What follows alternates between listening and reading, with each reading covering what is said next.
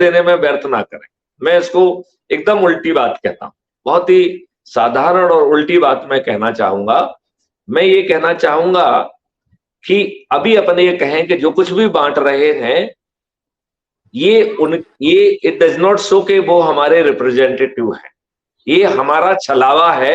अभी हम सिर्फ इतनी बात कहना चाहते हैं कि ये हमारे पब्लिक चुने हुए हमारे रिप्रेजेंटेटिव नहीं है। जो ये वोटिंग है जातिवाद धर्म में बांटकर हमारे साथ छलावा किया जा रहा है, और ये सही मायने में हमारे जनप्रतिनिधि नहीं है। एक तो हम ये बात कहना चाहते हैं। दूसरी बात हम ये कहना चाहते हैं कि चलो जैसे भी हैं, आखिर हमारे वोट से चुने गए हैं, तो थ्योरेटिकली ये हमारे प्रतिनिधि कहलाए। अब ये ग्राउंड पर हमको प्रतिनिधित्व कर रहे हैं क्या इनकी औकात है कि पार्लियामेंट में जाके ये हमारी बात कहें? ये पार्टियों के गुलाम बन गए हैं, इनकी औकात नहीं है कि ये आपकी बात कहें। ये पार्टी भिप से बंधे हुए गुलाम हैं, ये आपकी बात कह नहीं सकते हैं, इनकी औकात नहीं है। ये बात आप क्या समझ रहे हैं? ऐसा नहीं है कि वो बात नहीं रखते हैं, ये है कि बात ये बात रखने की औकात ही नहीं रखते हैं। ये वही बात रखते हैं जो इनका हाई कमांड कहता है। यदि ये जो है धोखे से भी सत्य बोल देंगे तो दूसरे दिन गवर्नर नहीं रहेंगे। आप बात समझ रहे हो ना? ये दूसरे दिन उखाड़ के फेंक दिए जाएंगे, दूसरे दिन इन पर पार्टी भूख का उल्लंघन का जो है ना आरोप लगा के इन्हें प्राइमरी मेंबरशिप से भी हटा देंगे। तो जो आप कह रहे हो वो नहीं है। ये पार्टी लाइन को टो करते हैं, पार्टी लाइन से हटके बात कहने की आपकी प्रतिनिधि की औकात नहीं है। लिहाजा ये बात है कि डिसिप्लिनरी एक्ट है उनका कि पार्टी लाइन के बाहर नहीं आ सकते। ये बात आपकी सच है, क्योंकि कुछ भी है जैसे with in that border, but वो बॉर्डर ही सही नहीं है। वो कहोगे तो उचित है बात की। हाँ, वो मैं ये कह रहा हूं कि प्रजातंत्र कहीं है ही नहीं है। ये पार्टी तंत्र ने प्रजातंत्र की हत्या कर दी है। There is no democracy in India, there is a party कृषि, देयर इज ए दुष्ट कृषि, देयर इज ए षड्यंत्र कृषि। इसको जब आप देखेंगे तो जो है ना आपको प्रजातंत्र कहीं, क्योंकि मैं तो बहुत दिनों से प्रजातंत्र खोज रहा हूं, मुझे कहीं डेमोक्रेसी मिल ही नहीं रही है। ना मुझे चुनाव में डेमोक्रेसी दिख रही है, ना मुझे चुनाव के बाद के कंडक्ट में दिख रही है, और दुष्ट इतने हैं। अभी आप बताइए, दुष्टता का मैं उदाहरण देता हूं। पीएम केयर फंड के बारे में अभी एक आरटीआई लगी। आरटीआई में पूछा गया कि भाई साहब मुझे ये बता दीजिए कि पीएम केयर फंड में पैसा कितना आया है और ये कहां खर्च किया गया। राजदीप, आपको जान के ताज्जुब होगा, इसका जवाब क्या था आरटीआई में कि पीएम केयर फंड एक निजी फंड है, हम आपको कोई भी जानकारी नहीं देंगे। अब ये बताइए, पीएम केयर फंड में पीएम वर्ड लगा हुआ है, हम और आपकी सबकी तनख्वाहें काट के जो है ना वहां भेजी गई है। उसके अध्यक्ष माननीय प्रधानमंत्री खुद है, उसके जो है बाकी लोग भी जो है मंत्रीज वगैरह हैं। तो ये निजी फंड कैसे हुआ? एक तो अपने आप में ताज्जुब वाली बात ये है, और एक मिनट के लिए हम मान लेते हैं कि कुछ उन्होंने ऐसा कोई टेक्निकल फंडे लगाए होंगे कि वो सही होंगे, एक मिनट के लिए मान लेते हैं। तो भैया निजी फंड होते हुए भी जानकारी दे दीजिए। तो आप क्या एक के बाद एक दुष्टता करेंगे? अब आप ये बताइए, ये अनोनिमस पॉलिटिकल डोनेशन का बॉन्ड लेके आए हैं आप जो है ना टेक्नोलॉजी से डील करते हैं, आप फाइनेंशियल चीजों से डील करते हैं, क्या कोई बॉन्ड अनोनिमस हो सकता है क्या? करेक्ट नहीं। It is a political innovation, और ये दुष्टतापूर्ण इनोवेशन है। आप ये बताइए, इन दुष्ट राजनेताओं ने इंडस्ट्रियलिस्ट के 1,78,000 करोड़ माफ कर दिए, राइट ऑफ कर दिए हैं, और यही पैसा पॉलिटिकल डोनेशन के माध्यम से साइफन कर लिया। चलो अपन थोड़ी देर के लिए राम मंदिर की बात कर लेते हैं। आप भाजपा से जुड़े हुए हर व्यक्ति को देखिए, वो आज से 20-25 साल पहले झांकियां आयोजित करने वाला व्यक्ति रहा है। वो दुर्गा की झांकियां लगाता था, इसकी गणेश की झांकियां लगाता था, और पैसा और दान का पैसा इकट्ठा करके उसी में से आधा पैसा बचा के वो अपना जीवन यापन करता था कि नहीं करता था? अधिकांश राजनेता भाजपा के इसी श्रेणी के है कि नहीं है?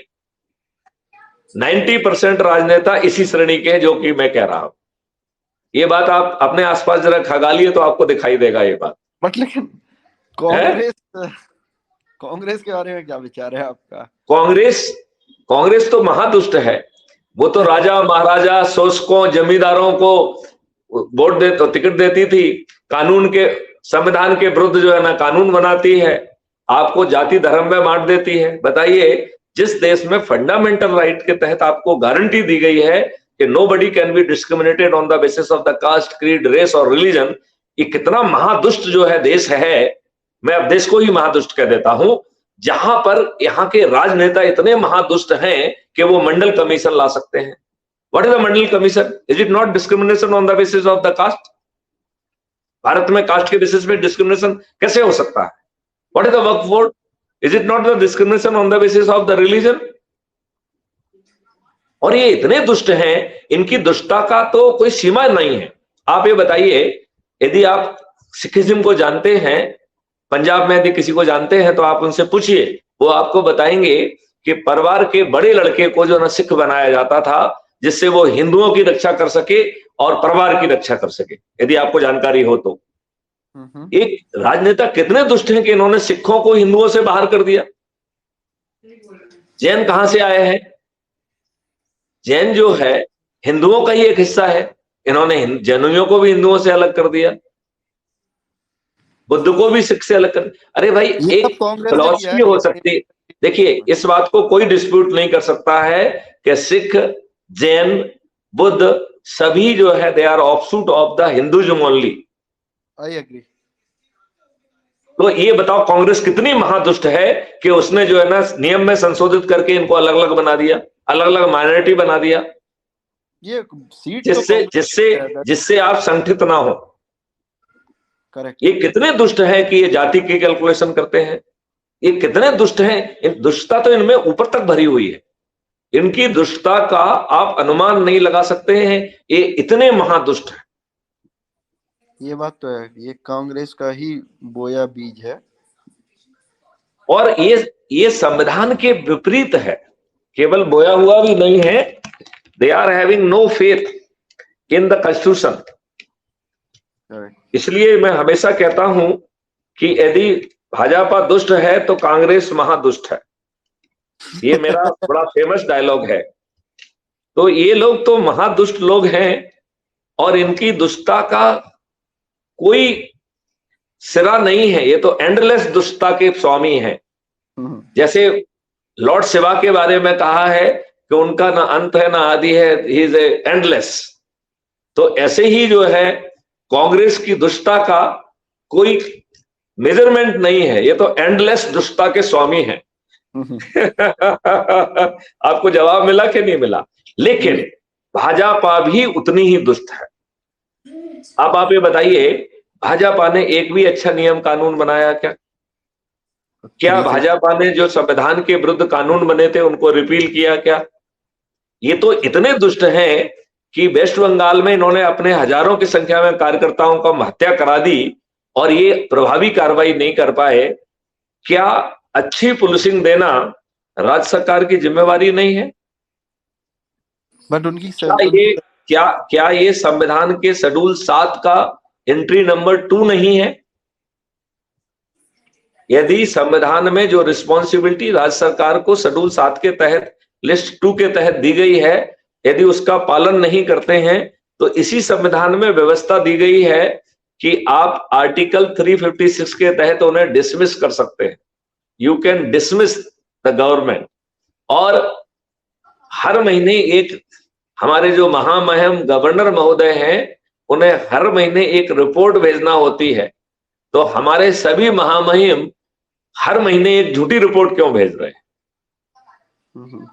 उनमें इतना नैतिक साहस क्यों नहीं है कि वो ये कहें कि राज्य सरकारें अपने संवैधानिक दायित्व का निर्वहन नहीं कर रही हैं, लिहाजा there is a failure of constitutional machinery. मैं अनुशंसा करता हूं कि आर्टिकल 356 के तहत इन्हें डिसमिस कर दिया जाए। अब भाजपा की प्रॉब्लम यह है कि अकेला इनकी सरकारें भी तो नहीं कर रही है ना, तो सभी राज्य सरकारों को बर्खास्त करने, इसलिए तो क्राइम फ्री भारत कह रहा है कि 2024 में जब हम आएंगे तो सभी राज्य सरकारों को डिसमिस कर देंगे, सभी 100 वन एंड ऑल। क्यों? क्योंकि अब ये बताइए, आपके संविधान में लिखा है कि there will be uniform civil code. एक नीतीश कुमार कहता है कि साहब मैं नहीं करूंगा। अरे नहीं करोगे तो तुम सीएम नहीं रहोगे। संविधान ने तुमको ये चेयर दी है, तुम चेयर के साथ पैदा नहीं हुए थे। एक कोई कहता है कि मोटर व्हीकल एक्ट के संशोधन में नहीं मानूंगा, कोई कहता है कुछ कहते हैं। तो मुझे समझ में नहीं आता है कि 56 इंच के सीने वाले माननीय नरेंद्र मोदी का सीना कहां जाता है, वो कोई अच्छा डिसीजन क्यों नहीं ले पाते? वो सिर्फ धूर्तपूर्ण वाले डिसीजन ही लेंगे। वो केवल यही कहेंगे कि हम ईडी का छापा मरवाएंगे, और जिसके पास ईडी का छापा मरना होगा उसको पॉलिटिकली मैनिपुलेट करके फिर उसको उप मुख्यमंत्री बनाएंगे महाराष्ट्र का। यही उनका चरित्र है। क्या चरित्र है उनका? विधायकों के जो है खरीद फरोख्त करके सरकारें बनाएंगे, यही चरित्र है उनका। क्या चरित्र है? माननीय नरेंद्र मोदी जी बताएंगे कि उनका चरित्र है क्या? तो चलिए ये सब बातें तो एंडलेस छोड़ दीजिए। मैं तो एक छोटी सी बात कहना चाह रहा था कि ना तो चुनाव के दौरान ये सरकारें चुनी हुई हैं और ना ही चुनाव के बाद हमें डेमोक्रेसी कहीं दिखाई देती है। ये शुद्ध तौर पर जो है पार्टी लाइन को टो करते हैं।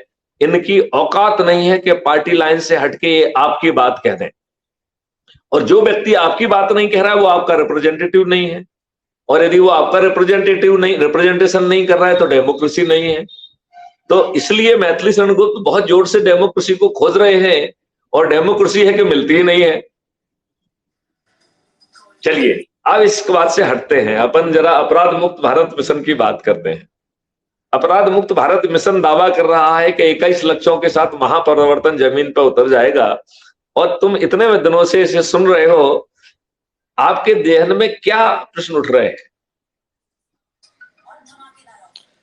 हमारा क्वेश्चन आज भी सेम है कि अभी तक जब तक हम प्रैक्टिकल कुछ ग्राउंड पे नहीं करेंगे तब तक हमारा ये थ्योरी। प्रैक्टिकल ग्राउंड पे क्या करना है ये बताइए मुझे।